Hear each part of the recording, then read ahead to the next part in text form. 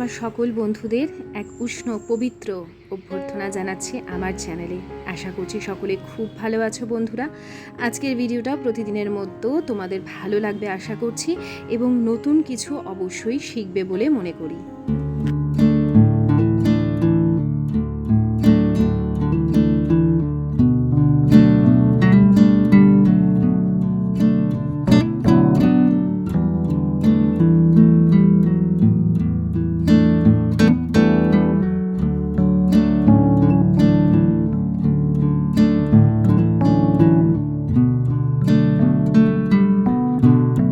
আজকে সন্ধ্যা দেওয়ার পর থেকে ভিডিও শুরু করেছি, আর দেখো তুলসী গাছ তো তোমাদের দেখাই, তার পাশে আমি কতগুলো দুব্বার চারা দিয়ে দিয়েছিলাম, মানে যে বীজ হয়, যে ঘাসের বীজ, সেটা দেওয়াতে কতগুলো দুব্ব বেরিয়েছে।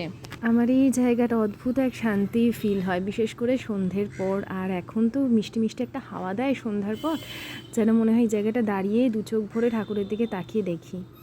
যাই হোক, এরপর আমি চলে এলাম এই ঘরে, কিচেনে যাব। কিচেনের অনেক কাজ আছে, তার আগে ভাবলাম একটু চুলটুলগুলো আঁচড়ে নিই। সন্ধ্যা হয়ে গেছিলো বলে আর চুলটা ছাড়াইনি, এমনি বেঁধে টেঁধে সন্ধ্যা দিতে শুরু মানে সন্ধ্যা দিয়ে দিয়েছিলাম। ভালো করে হাত মুখ ধুয়ে জামা কাপড় বদলে যেরকম প্রত্যেক দিন করি সেগুলো করি, কিন্তু চুলটা আঁচড়ানো হয়নি। তো ভালো করে ছাড়িয়ে চুড়িয়ে তারপরে পরিচ্ছন্ন হয়ে চুলটা বেঁধে নিই। এটা আমার প্রত্যেক দিন সন্ধ্যার ডিউটি। গতকাল তোমাদের আমি যে কথাটা বলেছিলাম, যে আমি যখন ইউটিউব প্রথম দেখতে শুরু করি সকলের ভিডিও, সেগুলো আমি ম্যানিফেস্ট করেছিলাম এক সময়, যার জন্যই আজকে আমি এত কিছু পেয়েছি। আর সেটা না সত্যি 1 বছর থেকে 1.5 বছরের মধ্যেই হয়েছিল। 2020 থেকে 2022-এর মধ্যে আমি এই ঘরে আসি, আস্তে আস্তে সব কিছু হয়। তোমরা তো সেগুলো ইউটিউবে দেখেছো। এমন নয় যে আমি খুব বড় মাপের ইউটিউবার হয়ে গেছি বা কোনো সময় লক্ষ লক্ষ টাকা রোজগার করেছি, সেটা কোনো দিনই হয়নি। ওই যেটুকু হাত খরচা পাওয়ার মতন আমি পেয়েছি, সেটা ঈশ্বরের আশীর্বাদ বলো, তোমাদের ভালোবাসা বলো। আমার মোটামুটি নিজস্ব একটা মনে হতো যে না, এটাই আমার কাছে অনেক। তো যাই হোক, আমি খালি একটাই কথা বলবো, আমি সব সময় এগুলো দেখতাম বা যেগুলো আমরা দেখি, এটা কিন্তু একদম 100% সত্যি। আমরা যা দেখবো, যা ভাববো, যা করব, সেগুলোই আস্তে আস্তে আমরা অ্যাট্রাক্ট করবো। আমি জানি না তোমরা এটা ফিল করো কি না। একটা সময় আমরা যেগুলো ভাবি পরবর্তীকালে সেগুলোই ঘটে। কমেন্টে পেলাম যে ইয়েতে নাকি সাংঘাতিক বৃষ্টি হচ্ছে, জলপাইগুড়ির দিকে খুব বৃষ্টি হচ্ছে, ঠান্ডা ঠান্ডা ওয়েদার, আর সবাইকে নাকি মানে মোটামুটি একটা হালকা গায়ে নাকি দিতে হচ্ছে। আর আমাদের কপাল তো মানে আমাদের এই দক্ষিণবঙ্গের কপাল বরাবরই খারাপ। বিশেষ করে এই গরমের সময় আমাদের অবস্থা শোচনীয়। কোনো সময় বৃষ্টির নামগন্ধ এই প্রথম দিকে তো হবেই না, কালবৈশাখী যা হওয়ার হয়ে গেছে। আর এখন ওইসবের চিন্তা মাথা থেকে বের করে দিয়েছি, গরমকেই ভালোবাসতে শিখে গেছি। এখন যদি ভগবান দয়া করে আমাদেরকে একটুখানি গরম থেকে রেহাই দেওয়ার জন্য কোনোদিন একটু বৃষ্টিপাত করান। তার উপর সামনে ভোট, হ্যাঁ আমাদের তো জানো 29 তারিখে ভোট। তা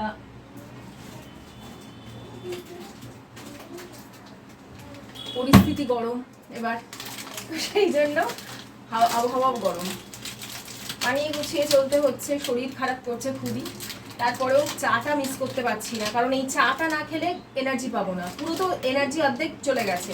আর এই যে বাঘবাকরি যে চাটা নিয়ে এসেছিলাম এবারে 500 গ্রাম, হাফ ঢালা হয়েছিল, হাফ এই এখন ঢালবো। এই যে বাঘবাকরি, আমি পারলে ডেসক্রিপশন বক্সে লিঙ্ক দিয়ে দিচ্ছি। এই চা ছাড়া আর কোনো চা ভালো লাগবে না। টাটা টি গোল্ড খুবই ভালো, নো ডাউট। আমি এত বছর টাটা টি গোল্ড, এবার তো ফার্স্ট টাইম বাঘবাকরি নিলাম। নেবো না করেও নিলাম। ওই যে বললাম এর মধ্যে কিন্তু পাতা চা নেই, মানে যেরকম টাটা টি গোল্ডের মধ্যে অল্প বিস্তর পাতা চা থাকে, এটা পুরোটাই দানাদার চা। এটা খেতে কিন্তু লিকার চা ভালো হবে না, কিন্তু দুধ চা যারা খাবে তারা অবশ্যই একবার ট্রাই করো। আমার কথা শুনে তো তোমরা অনেকে অনেক কিছু ট্রাই করো, একবার ট্রাই করো আমার কথা শুনে। আর এর মধ্যে এলাচ টেলাচ আমার কিচ্ছু দেওয়ার প্রয়োজন পড়ে না, কারণ এত ফ্লেভারফুল চাটা, ওই জন্য আমি কিচ্ছু দিই না। নর্মাল চিনি দুধ চা দিয়ে কিছুক্ষণ ফোটাই, তারপরে ছেঁকে ফেলি। আর এত কিছু ট্রাই করেছো, একবার ট্রাই করো যারা টি লাভার। আমার জানো শীতকালে যেমন কফি খেয়েছি, খুব চায়ের নেশা হয়নি। চা হচ্ছে আমার কাছে একটা এনার্জি বুস্টার। আমি জানি না, আমার একটা সিপ নেওয়ার পর চাং করে একটা কি হয়, পুরো মাথাটা আমার খুলে যায়, আর আমি সব একে একে সব কিছু সেট করতে পারি। আর সকাল থেকে চা খাই না আমি, দুধ চাটা সকালবেলা খাই না একদমই। দুধ চাটা সকালবেলা খেলেই দেখেছি গ্যাস অম্বল হয়, কিন্তু বিকেলের পর থেকে খেলে আমার কিছু হয় না। হ্যাঁ, অদ্ভুত ব্যাপার। ওই জন্য বিকেলে একবারই খাই, একদম ছোট্ট এই কাপে, ছোট্ট কাপগুলোতে আমি আর আমার ছেলে বসে বসে এনজয় করি চা। এই তো ভাবলাম বিকেল থেকেই ব্লগ শুরু করি, কারণ সকালবেলা ওই যে তোমাদের একটুখানি দেখাবো কি কি রান্না করেছিলাম, কেন ব্লগ করিনি। রোববার দিনটা অনেক কাজকর্ম ছিল সকালবেলা, সেই জন্য করতে পারিনি ব্লগ। তো এই সকালে কি রান্না করেছিলাম তোমাদের একটু দেখিয়ে নিই। ওই সময় একটু শ্যুট করেছিলাম কিন্তু ওটা দিলাম না। লাউ ছিল আধখানা মতন, পুরো লাউ দিয়ে ডাল করে নিয়েছিলাম, একদম পাতলা করে। চূড়ান্ত গরম তো, একটু লাউ ডাল খেলে মনে হয় যেন পেটটাও শান্তি মনটাও শান্তি। তো অনেক লাউ দিয়ে একদম ভালো করে আদা দিয়ে হিং ফোড়ন দিয়ে ঘি দিয়ে করেছিলাম। তার সাথে করেছিলাম এই যে আমের যে টক মিষ্টি ঝোল যেটাকে বলে সেটা। আর এটা কিন্তু মুরগির মাংস, হ্যাঁ, সমস্ত কষিয়ে পুরো সেদ্ধ হয়ে যাওয়ার পরে লাস্টে প্রেশারে দিয়ে একটা সিটি দিয়ে কখনো খেয়ে দেখো, মনে হবে খাসির মাংস খাচ্ছ। এটা হচ্ছে একদম একটা দারুণ টিপস। তো এই যে সন্ধ্যার সময় এটা ভিডিও, তো সন্ধ্যার জায়গাটা আবার চলে এলাম, চা বানিয়েছি, গরম গরম চা খাবো। আয়ুষ্মান এই সময় খেলাধুলা করে এসে, রোববার দিনটা ও খেলতে যায়, তো যেহেতু বিকেলের পর ওর কোনো টিউশন থাকে না, তো ওই দিনও ভালো করে খেলে 6:30 পৌনে 7টা নাগাদ আসে। অন্যান্য দিন টিফিন খায়, আজকে বললো একটু চা করো মা।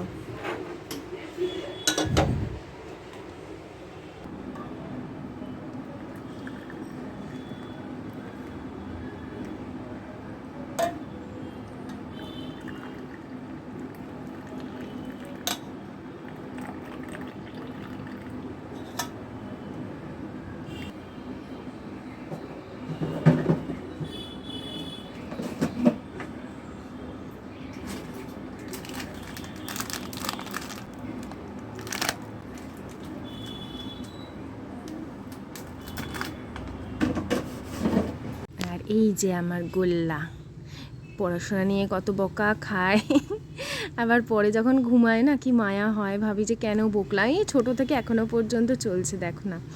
তো যাই হোক, এরপরে চাটা খেয়ে ওকে কিছুক্ষণ পড়াবো।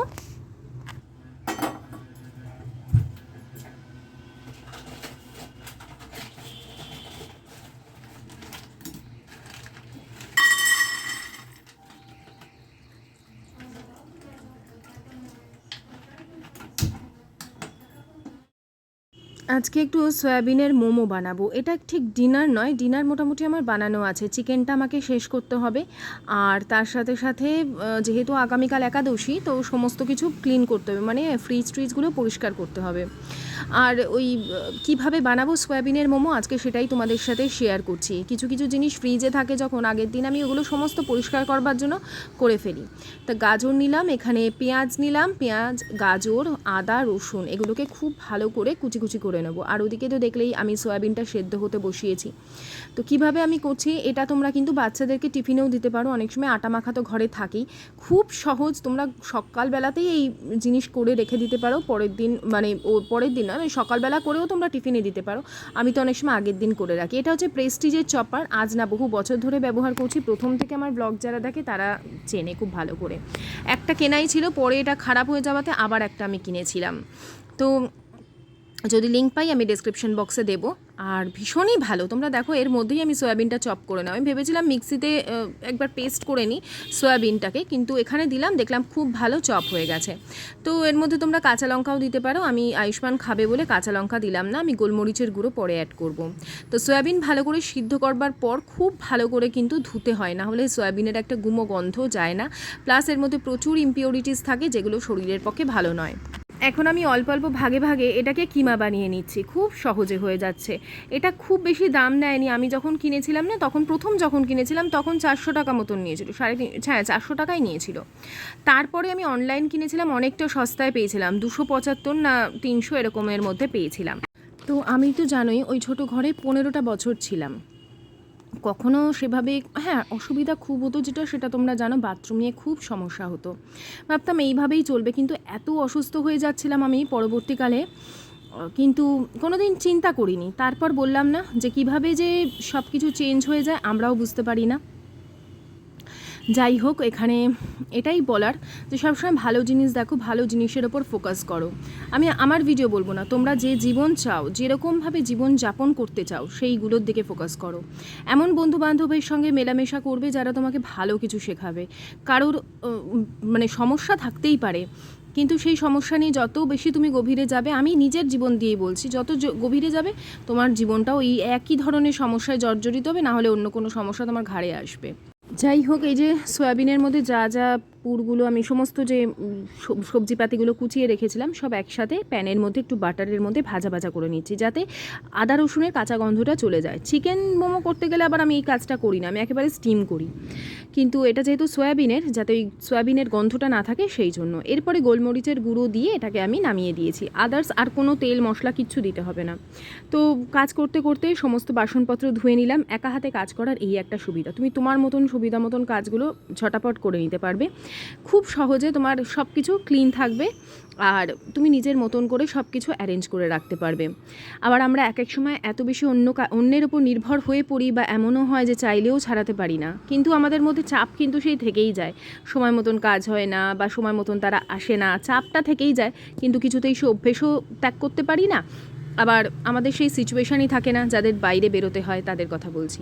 যাই হোক, ওই যে বললাম ডিনার আমাকে বানাতে হবে না, কারণ ওই যে সকালে চিকেন ছিল, চিকেনটা গরম করলাম, একটু ভাত বসালাম, ডাল আছে, এগুলো সমস্ত আমাকে শেষ করে দিতে হবে।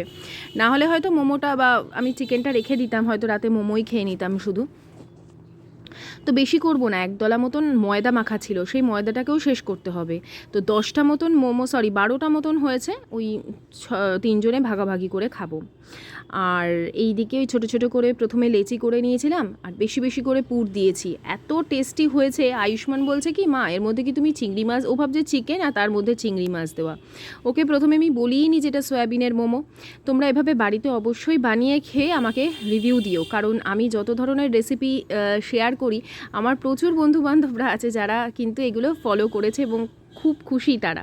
যেমন কালকেই এক বন্ধু বললো যে তার বাড়িতে কেক বানিয়ে তারা খেয়েছে, যেরকম আমি কাপ কেক দেখালাম, সেটাতে সবাই খুব ভালো বলেছে। এমন প্রচুর রেসিপি আমি চেষ্টা করি শেয়ার করবার।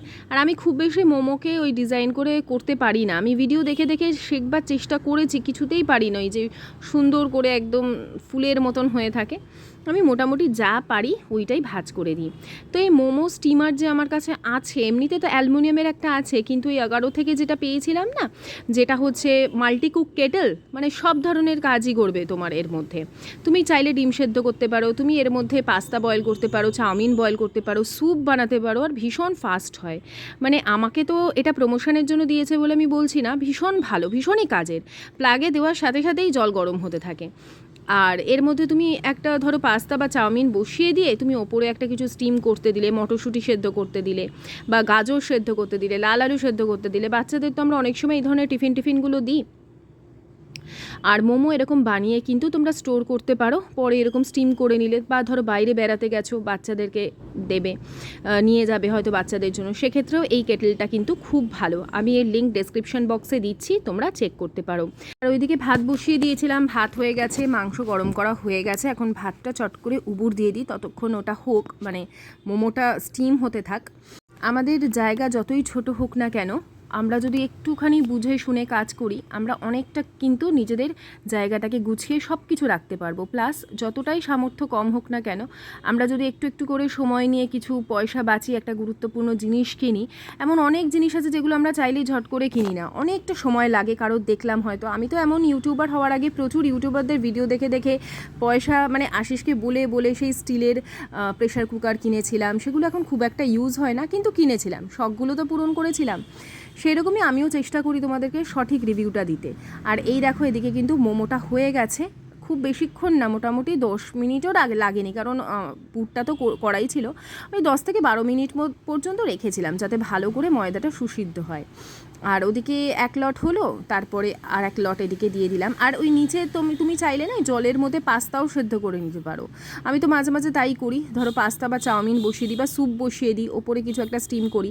তার জন্য এখানে আছে ডিসানোর পাস্তা লিশিয়াস, যেটা 100% রুম হুইট দিয়ে তৈরি সামোলিনা পাস্তা।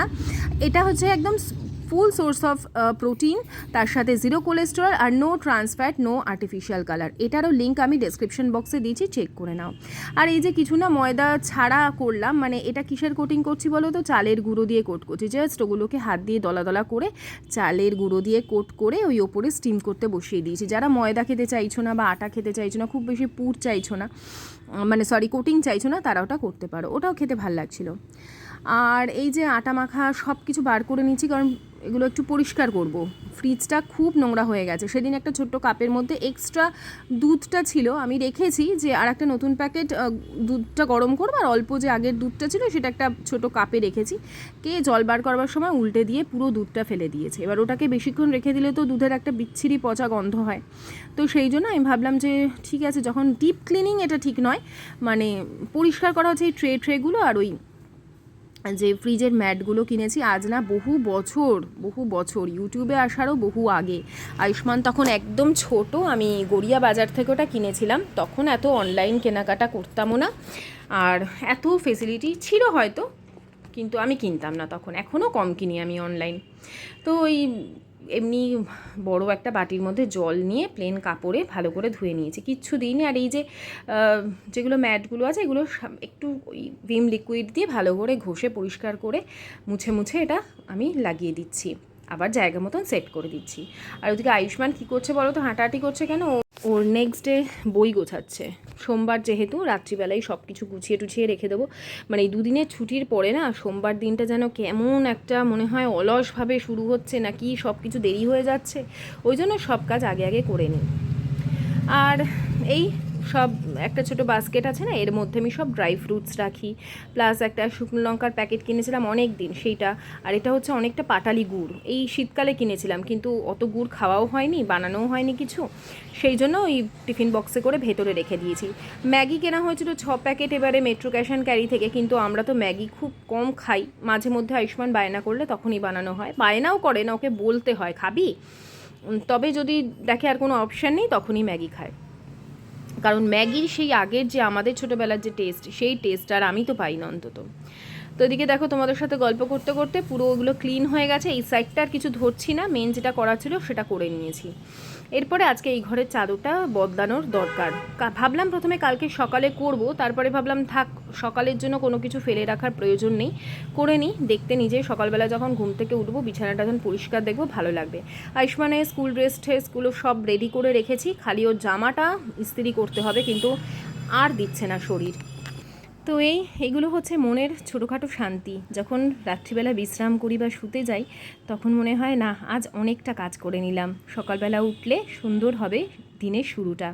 এই যে দেখো, ভাবলাম যে কেচে তো নিয়েছিলাম, কিন্তু ইস্ত্রি করাটা দরকার ছিল, থাক কালকেই করব। তো রাতের সব কাজ হয়ে গেল, তোমাদের একবার কিচেনটা দেখিয়ে দিই। পুরো কিচেন একদম সাফ সুতরা, আর পুরো বেসিন আমি একদম রাত্রিবেলা ক্লিন করে রাখি। বেসিনের যে এইটা পরিষ্কার করে তার মধ্যে নতুন একটা প্লাস্টিক দিয়ে রেখে দিই, আর নিচের ডাস্টবিনে সব ময়লা থাকে, সকালে যখন গাড়ি তখন ফেলে দিই। আর এই যে চিয়া সিড, আমন্ড আর কিশমিশ এগুলো ভিজিয়ে দিয়েছি, এগুলো সকালবেলা আমাদের প্রথমেই এটা খাই।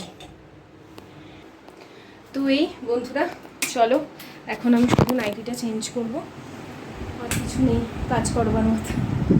না ব্রাশ করে বা শোবো মানে কি এডিটিং করব। চলো আজকের মতন বিদায় নিচ্ছি, সকলে খুব ভালো থেকো, tata bye bye, good night, সারা।